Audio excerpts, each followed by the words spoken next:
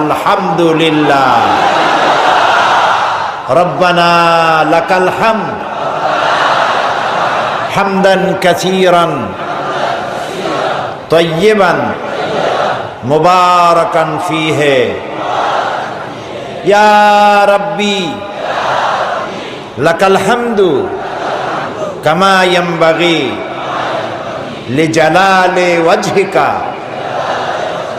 ওয়া আযীমি সুলতানিকা।